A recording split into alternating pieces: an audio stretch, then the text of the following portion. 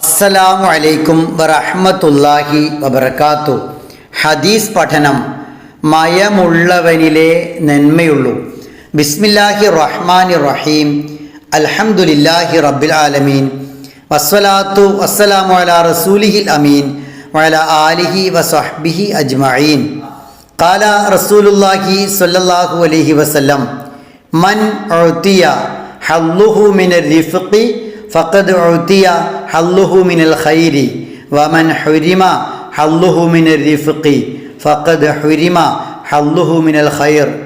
റസൂലുള്ളാഹി സ്വല്ലല്ലാഹു അലൈഹി വസല്ലമ പറഞ്ഞു, ഒരാൾക്ക് ദയയും മയവും അതുപോലെ തന്നെ താഴ്മയുടെ സ്വഭാവം നൽകപ്പെട്ടാൽ അയാൾക്ക് നന്മയുടെ ഓഹരി നൽകപ്പെട്ടു. എന്നാൽ ഒരാൾക്ക് നയമോ മയമോ ദയയോ താഴ്മയോ ഇല്ലെങ്കിൽ അയാൾക്ക് നന്മയുടെ ഓഹരി ഹറാമാക്കപ്പെട്ടു, തടയപ്പെട്ടു എന്നാണ്.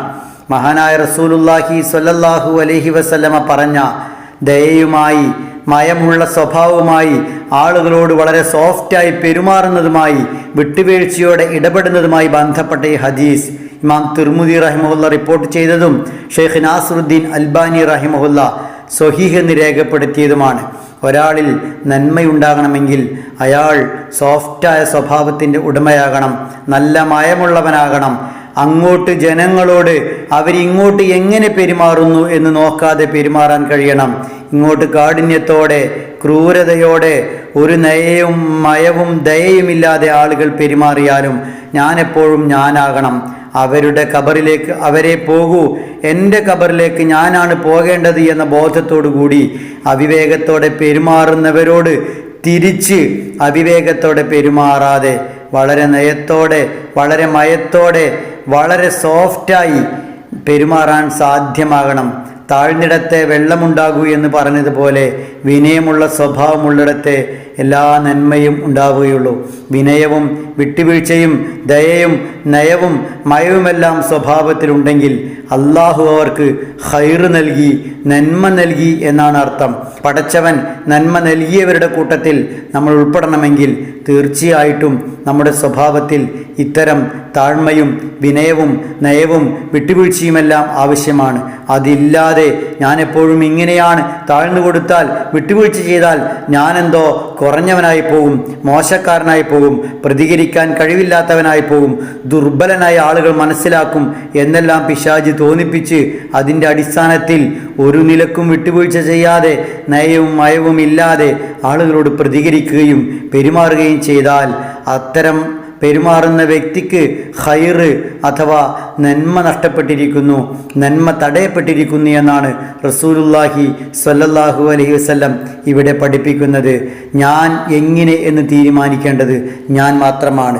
ഭൂമിയിൽ ഏതൊരു മനുഷ്യനും ഒരാളെയേ മാറ്റാൻ കഴിയൂ, അത് അവനവനെയാണ്.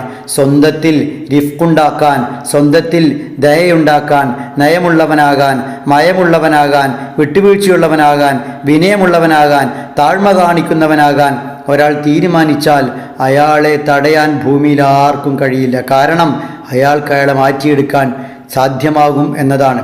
അങ്ങനെ തീരുമാനിക്കാൻ കഴിയണം.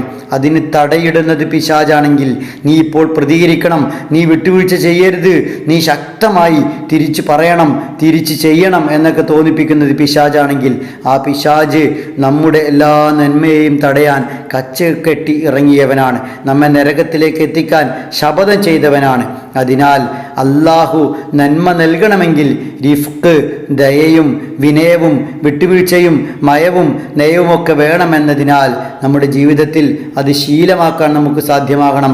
മറിച്ചാണോ നമ്മുടെ സ്വഭാവമെന്ന് ഏറ്റവും അടുത്ത് ഇടപഴകുന്നവരോട് ചോദിച്ചാൽ അവർ കൃത്യമായി പറഞ്ഞു തരും. അപ്പോൾ അടുത്ത ചോദ്യം ചോദിക്കണം, എവിടെയൊക്കെയാണ് എനിക്ക് റിഫ്ഖില്ലാത്തത്, എൻ്റെ ഖൈറ് തടയപ്പെടാൻ അത് കാരണമാകും. അപ്പോൾ അവരത് പറഞ്ഞു തരും.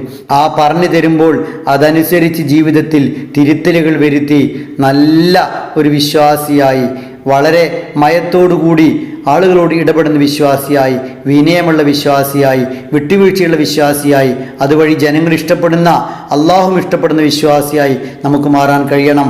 അള്ളാഹു സുബ്ഹാനഹു വ തആല നമ്മെ അനുഗ്രഹിക്കുമാറാവട്ടെ.